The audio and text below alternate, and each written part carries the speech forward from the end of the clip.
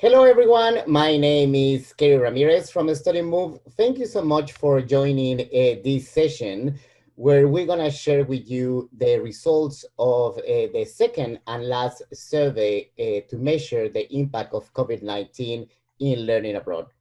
Let me just share my screen here. It's great to have professionals of learning abroad and experts from all around Australia.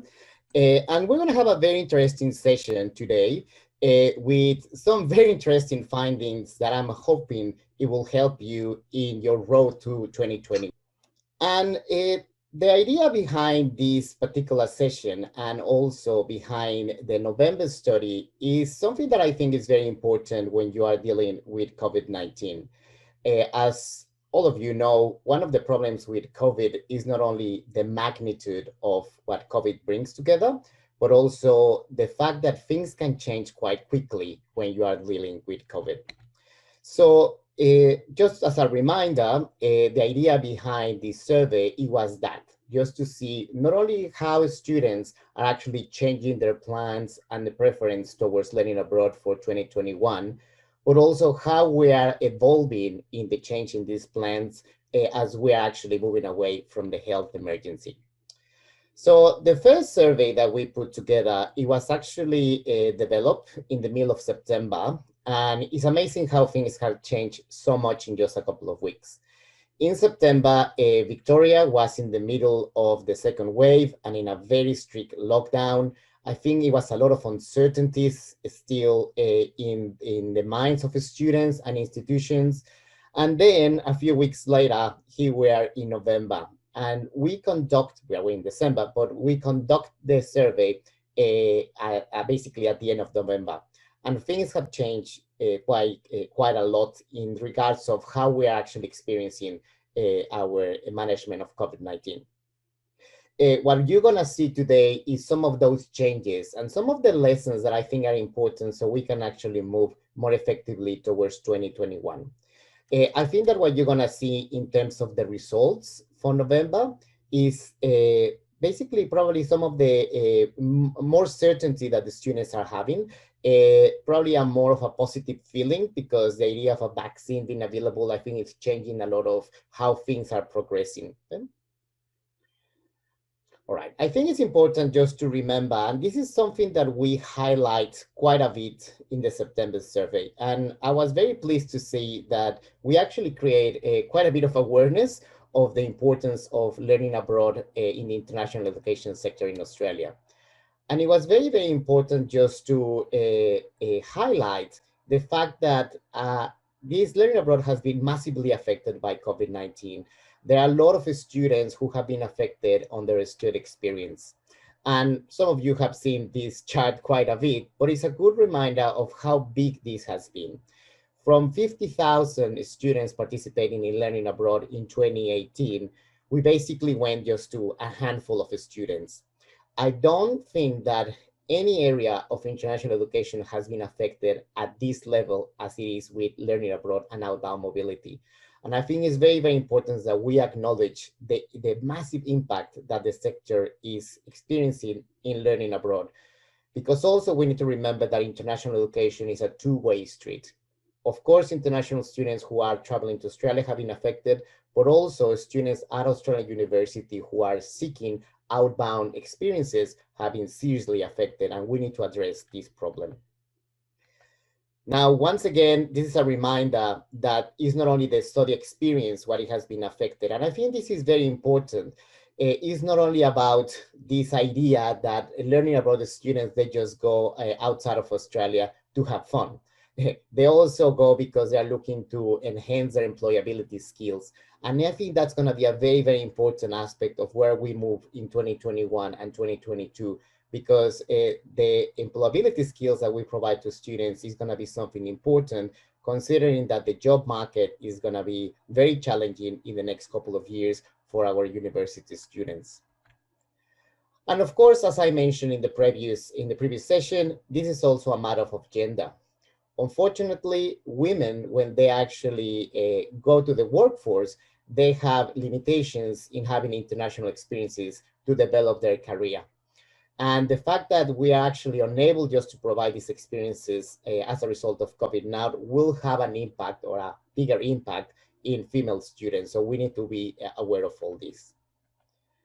Now, this particular session, my aim is, of course, to provide you the results, but also to give you some of the findings that we think are going to be useful in the way in which you can shape or move forward in 2021.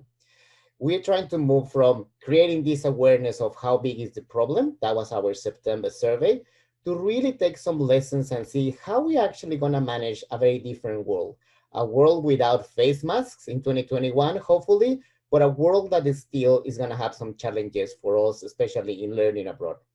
So one of the a few results and remarks that I'm going to give you today are with that essence, that of course may not work for every single institution, but I think that overall that's what the data is telling us. So as I explained, something that it was very important when we scoped this project, it was just to keep measuring in different points of time how student preferences are changing. In this second survey, we actually managed to get a larger number of universities participating. From 65%, now we have 73% of Australian universities participating in this project. And also we have third-party providers who help us just to promote the survey. And I'm very grateful for everybody because I know that it was a little bit challenging just to put this out there. But I have to say that the response that we received from the students, it was remarkable. We had, once again, more than 1,000 students sharing information with us in regards to their views about learning abroad. And I was expecting, to be honest, to have a much lower number because usually when you put a survey 1, 2, 3 times, the students get tired about it.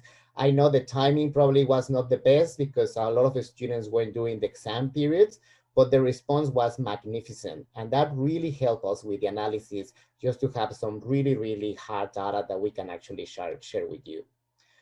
Of course, I also want to thank again the support from IAA and the research committee at IAA and the Learning Abroad Network at IAA, because they help us just to change a few of the questions. And I will take you through that to actually make more meaningful decisions now in this November survey. In regards to the survey, as I said, we did make a few changes. We basically maintained the structure of the survey. Out of the 33 questions that we put together, I think it was 29 or 28, which were exactly the same that we had in the previous survey. But we thought, and I really appreciate the feedback from the research committee and the Learning Abroad committee, that we thought it was important just to include some additional elements so we can actually understand more about virtual experiences, which we think is a very important topic now for institutions, but also trying to understand the feeling of students in regards to travel bubbles. And I will give you the results of all that in 1 minute, well, not in 1 minute, in a few minutes. All right, let's just move to the results. And if anybody has any comments or any questions during the presentation, let me just open my chat in here so I can actually see them. Yep, that's good. But if not, we'll have time at the end of the session just for any comments, any feedback, or any questions that you may have. Okay. All right. So the results that I'm going to share with you are going to be based in the 3 main aspects of the surveys. First, we're going to talk about an important question, which is how important is for university students to have a learning abroad experience. Then we're going to move to the student plans, how this is changing. They still want to go in 2021, how actually we're going to move forward with this. And finally, we're going to talk about some of the new results for virtual experiences and travel bubbles. Now, in this particular session, I'm really going to incorporate some of the lessons that we believe comes from the data. And once again, these may not work for every institution, but we just want to try to close the circle. I just don't like those sessions when we throw all the data and then you just are like, oh, well, that was interesting, but what are we going to do with it? So trying just to put some clarity in some things that we may be able to do in 2021. Now, the first question that I think is a very important one is that we ask the student, how important is learning abroad as part of their degree? And following what we saw in September, and it was very good to confirm, learning abroad is a very, very important part, as you can see, of the student experience. 84% of the students basically indicate that a learning abroad experience is fairly or very important part of their degree. Now, as I said, it was great to confirm that this result is consistency. It was consistent with what we saw in September, but also once again, this result actually was across every single institution. Every single institution you can see here, the red bar is actually in the higher levels. Most of them are above 75% or 70%, in some cases above 60%. And I think this is very, very important because sometimes there is this feeling that across the university sector, learning abroad is kind of like the cherry on top, something good to have. But no, for students, it's something that is very, very, very important to have, and is very important as part of their study experience. So just to measure that, I thought it was very, very useful. And as I keep saying, people will tell me, okay, Kerry, basically you are asking people who like, let's say, go to the movies if they like to the movies. Well, this is beyond that. This is actually telling you that they actually really, really like this. This is something that is very, very important part of their study experience because, 70 to 80% is a very high number. And also we need to remember that we're talking about a large part of our student cohort.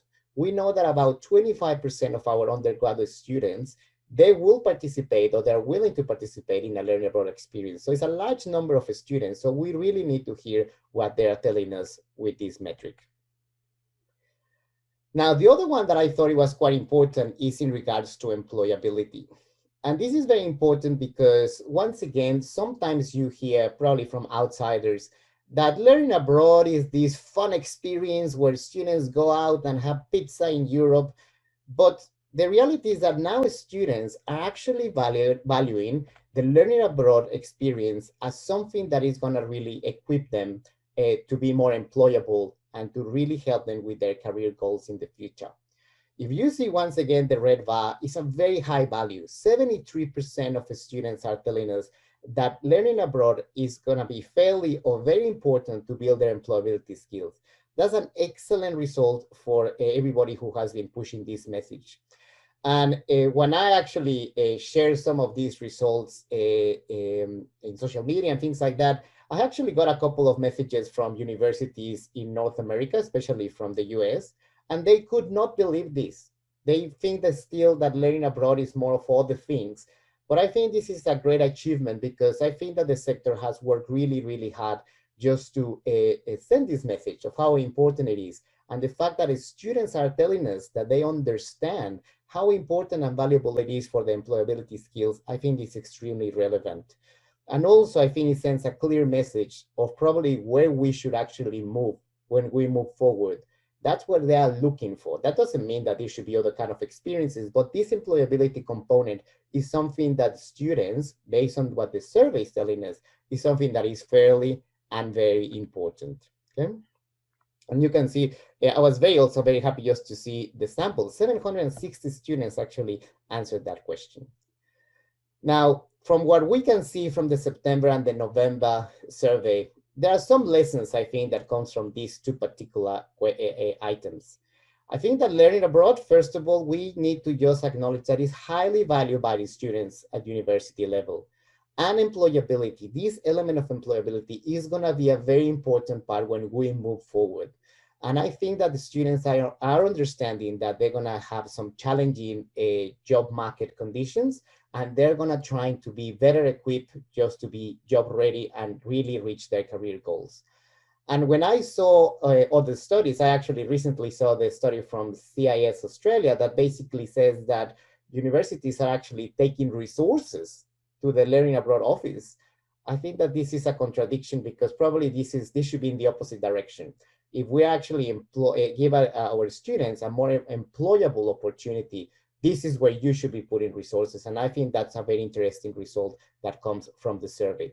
And of course, this just comes from what the students are telling us. Okay? All right, so that was in regards to the importance of learning abroad. Now, when we move probably to the essential part of the survey, let's talk about student plans. So we asked once again, it was exactly the same question that we put together in September.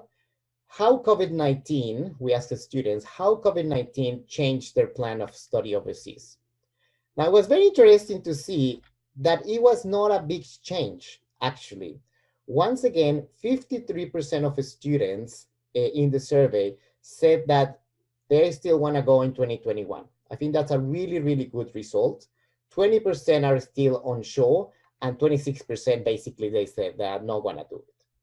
Now, 53%, 20% is actually still a very large number. We're talking about probably 35,000 students who are still very keen to go overseas.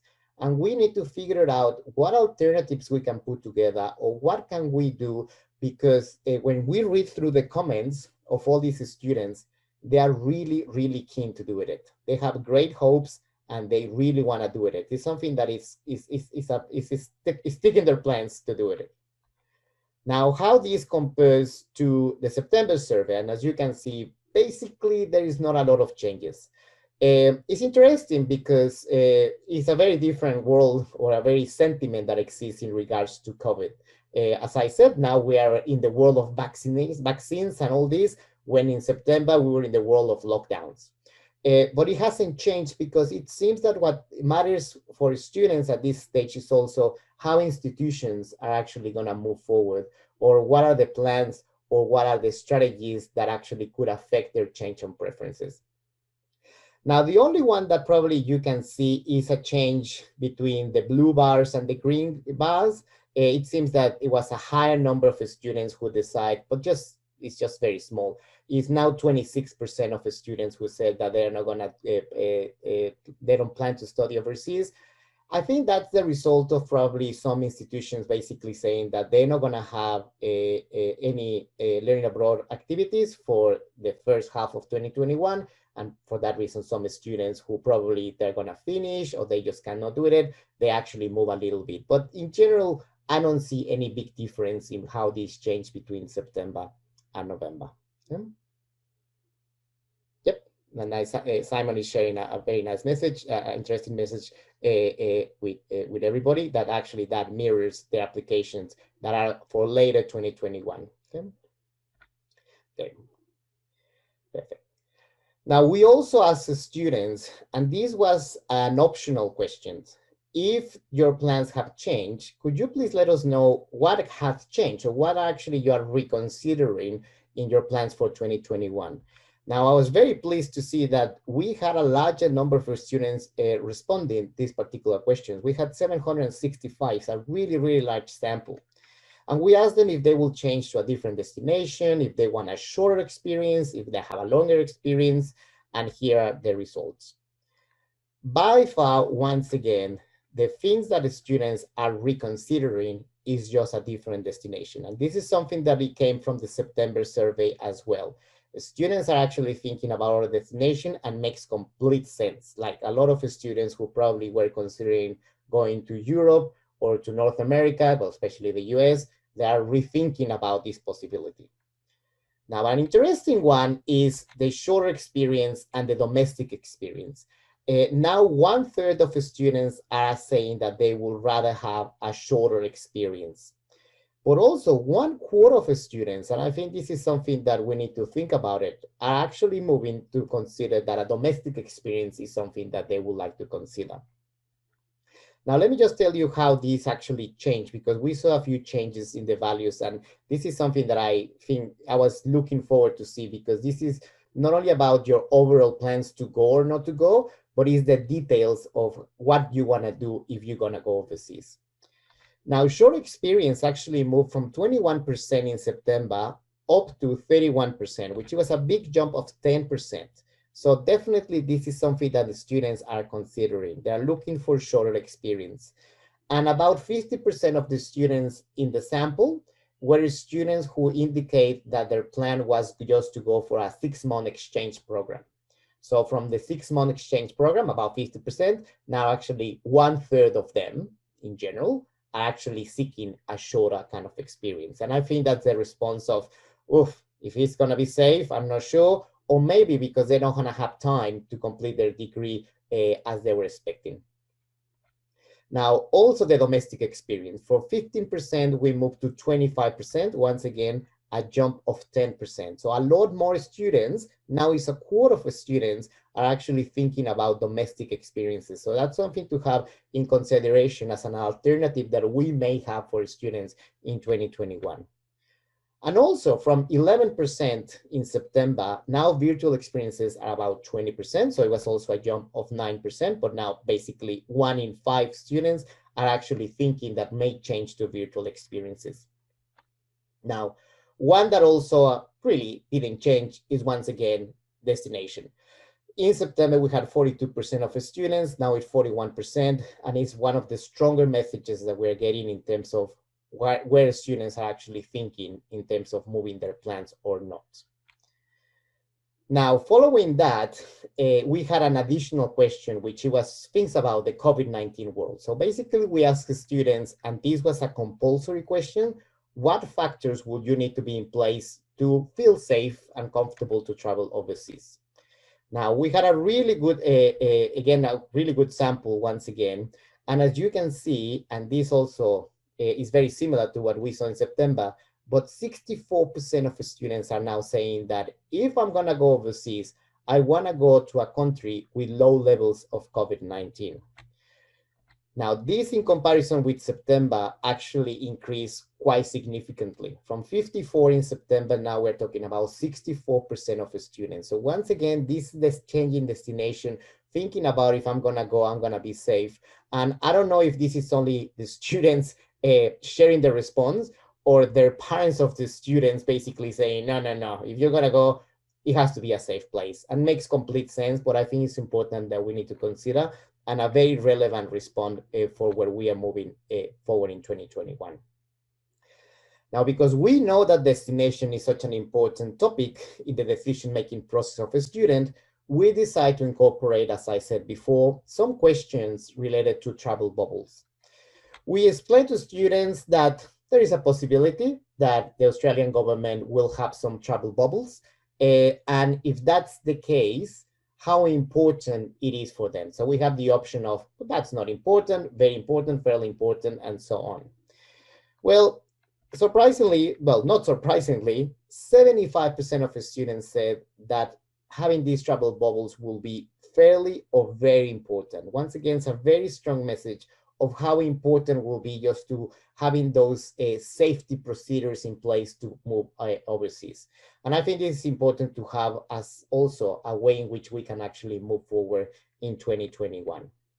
Now, we receive a lot of feedback from the September survey in regards to asking students what do they think it will be a safe place or what it is. So we put a list of countries and we asked them, okay, if there is a travel bubble for any of these countries, which ones you will go? Nearly 72% of students, they said that they will go to New Zealand, which talking to the Learning Abroad Network, they basically were saying that that was not even in the radar for a lot of students. Well, now 72% are actually considering that, which I think is also interesting because students are not as picky now. I think that after everything that we experienced in 2020, now they understand that any place that you can go abroad will actually give you that experience that they are seeking. Because I think this back in 2019, it will be like, New Zealand is very similar to us. Why should I go? Well, things have changed and the preference have changed for students. Now, Japan and Singapore and Canada follow New Zealand. Japan with nearly 50% of students, very close Singapore, Canada, and Singapore. South Korea, Pacific Island nations, China and the United Kingdom, they are a little bit lower on the list. And as you can imagine, we have other countries like Germany and the US, very, very small number of students considering this, even if there is a travel bubble. So that was a very interesting response from students. Now, once again, what are the lessons that at least we see from the data? There is definitely a call for short experiences. I think that that's something that universities should consider as a way to move forward.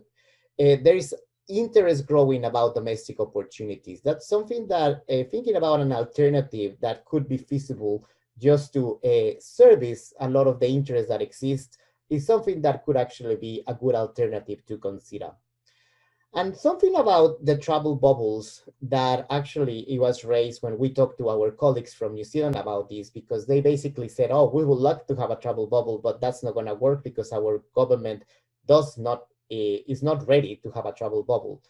I think that what we are seeking here is not a travel bubble itself, which means that anyone from this country can go to other country. I think that we are looking is more of a corridor for students, and like this global corridor where only a group of students can actually go from one country to another. It's not opening to everybody. I think that's something that will be more feasible, and hopefully we're gonna be able just to move forward in that direction. One of the big questions that it has been in my head is how can actually we pursue this? I don't know which ones are the right government bodies or organizations that could help us with this, but that's something that at least from the student point of view will work. I think that we don't want to go into a path where we're going to work really, really, really hard to achieve something that the students are not willing. Actually, students are actually very keen to consider that particular alternative. Okay.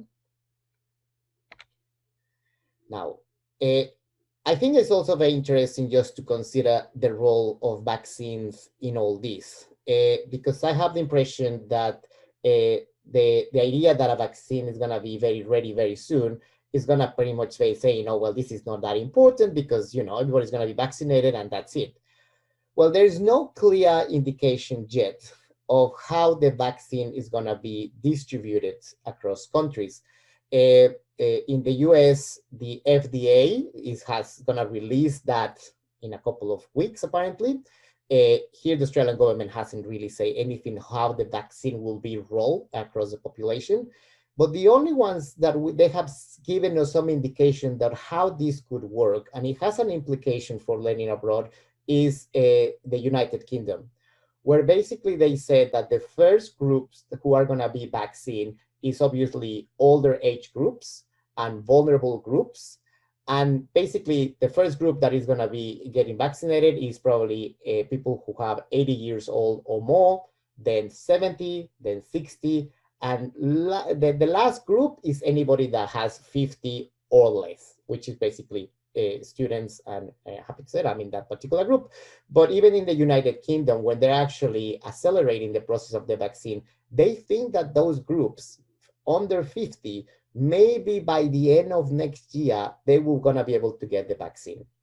So this idea of the vaccine is, of course, very, very positive, but we still need to consider that we will require alternative just in case that that's not gonna be the complete solution. And I'm just trying just to put it out there so we don't say, okay, this is over while we worry about it. I think we just need to consider that it may exist that a scenario that although the vaccine is available, the students will not be able to have it. So let's see how we move into that. So yeah, and it also requires, as Simon says, 2 jabs among the path. So, we still haven't been able just to resolve everything with the vaccine. So for that reason, therefore, I think it's important just to have some plan Bs and Cs, and as is in the world of COVID, you need to have a plan F, A, B, C, D, F, just to keep moving forward. Okay? Now, finally, the very interesting world of virtual global experiences. And we also include additional questions for virtual because we really need to understand more about the student views about virtual. Now, very interesting, when we ask the students, are you aware of the opportunity of taking a virtual global experience? As probably you remember, in September, it was only 46% the level of awareness. And actually now it was a big jump to 65%. Now, this is a very relevant result for 2 reasons. Of course, because it's great to see that there is a high level of awareness, but I think also it's a reminder that the institutional actions, they actually they matter into all this. I have the idea, though, I think that what happened here is that it was a larger promotion, or it was a better education of what it was a virtual experience for students in the last couple of weeks. And that actually has been reflected in the survey. So that's a very interesting shift towards a better understanding or better awareness of what is virtual experiences. Okay? Now, as I said, now in November, in September it was about 50-50, the level of awareness. Now we're in 65 to 35. Now, unfortunately, this has not changed the preference towards a virtual overseas experience. We're still in 14% and 28%, which means that about 42% will be considered virtual experiences. Now, I was looking into more detail into all this, and I think that with virtual, we need to understand a couple of things.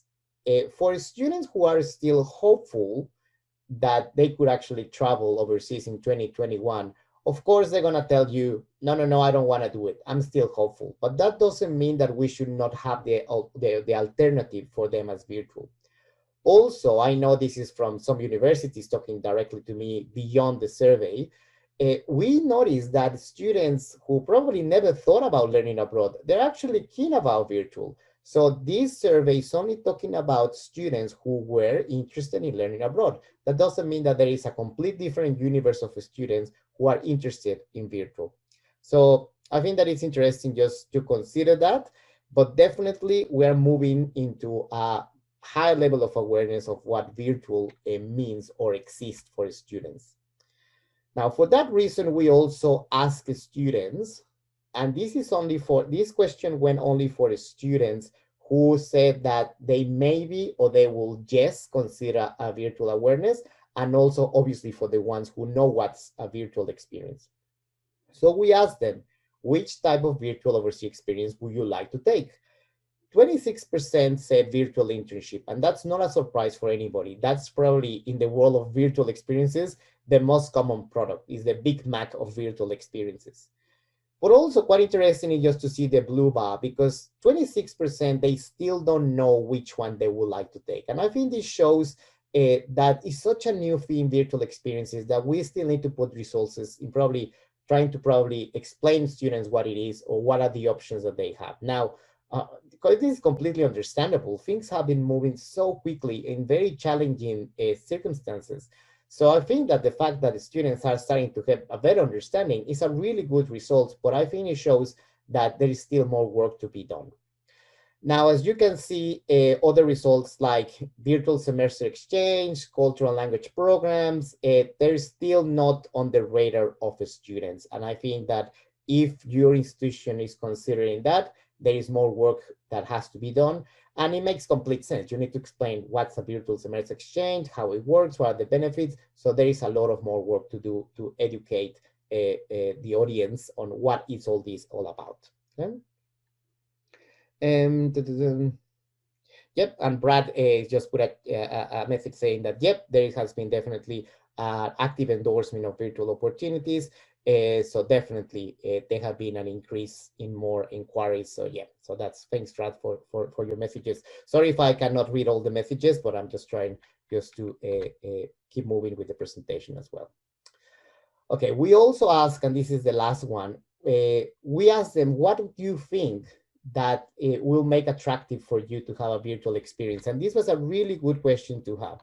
And as you can see, the top answer is, if the virtual experience helped me to be more employable, that's something that I would like to have. Then if I can get credit towards my degree, that's number 2. And number 3, the opportunity to connect with people from around the world online.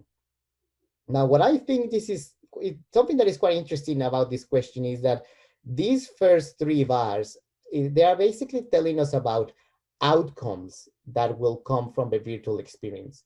It's all about, yep, if I do it, the outcome is I'll be more employable, I will get academic credit, or I will be able to connect with more people. The other ones who were part of the questions, they are more about the features or the characteristic of the virtual experience. And basically talk about, okay, well, if he's doing study breaks or if he's done in a short way, that at this stage doesn't seem to be as relevant for students.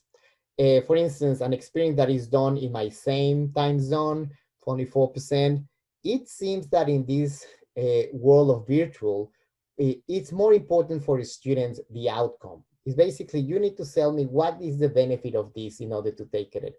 I will adjust everything else, but if it's actually gonna give me credit, I will do it. Now, quite interestingly, we had the same question for our friends in New Zealand. And the world of learning abroad in New Zealand is highly driven by academic credit. Like if it's not academic credit, it's hard for students to go abroad. And this question actually was the highest by far, with 25% of the students saying, if you give me credit, I will do it. So I think it's a reminder that sometimes we really need to think about what is the reward that will come from all this. And you are, you have more experience than me in that, because that also was in offline experiences. But I think when we talk about virtual, it's interesting that the students are actually thinking about those outcomes more than the actual features that the program will have or may have. Okay? So it seems that the lessons that we see from here in terms of virtual, the first one is less is better. And I think that is very common when we are in a period of innovation, that all these new different types of virtual programs will come along. And I think it's this kind of excitement, but probably a little bit of, I don't know what to do, that it will probably put a lot of things out there in terms of virtual. But I think that considering where we are, probably just having a small portfolio or type of virtual programs, at least for the start of 2021, will work better. I think students understand or are starting to understand something that is a virtual internship, but other ones could be a little bit more complicated to get through. So maybe we need to consolidate our views about virtual and think about that, at least considering the challenging period that we are facing, less could be better. And also this idea of focus on the student outcomes, I think was a little bit clear that that's what the students, they want to know. If they want to engage with virtual, I think that a student outcome is going to be an important part of it. Okay. So basically, this is the results or the main results of the survey. And I just want to basically thank everybody for their support in all this. I'm hoping that this is really helping you just to help you with your 2021 strategies. In terms of final remarks, I think that it's very important just to see that comparing September with November, the student engagement remain. It's very clear that we're still going to have a large number of students. We calculate about 35,000 students that they want to go abroad or they want to engage in some sort of learning abroad, which could be the domestic ones or could be virtual, but there is still a great level of engagement, and we need to realize or figure out how we're going to do with that. It seems that employability is going to play a very important role based on what we have seen from the survey. But also this idea of destination with travel bubbles or domestic travel, I think that's going to be also very important, a way in which we could actually move forward in 2021. Also, as we said, it's very interesting and reassurance that the job that you are doing matter, and it's actually really helping students just to move their preference towards a better awareness of virtual or better opportunities for them. So that's very, very important just to remember. And once again, it's a little bit hard when you see that some institutions are actually saying, I'm not going to resource learning abroad as well. Well, I think that it's important to do that because these institutional actions actually really matter in how students are moving.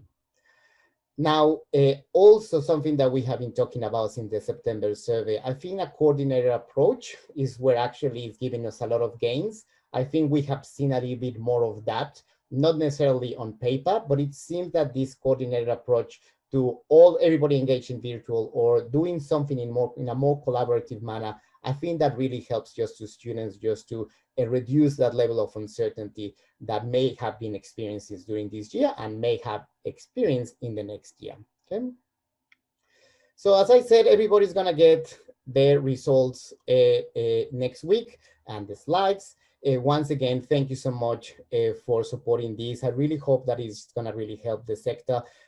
And I should not conclude this presentation with a personal note on saying that one of the great things not great things, but one of the important things of 2020 is that we have been very, very proud of working with the learning abroad sector. It is one of those sectors that have shown great level of resilience, great level of professionalism.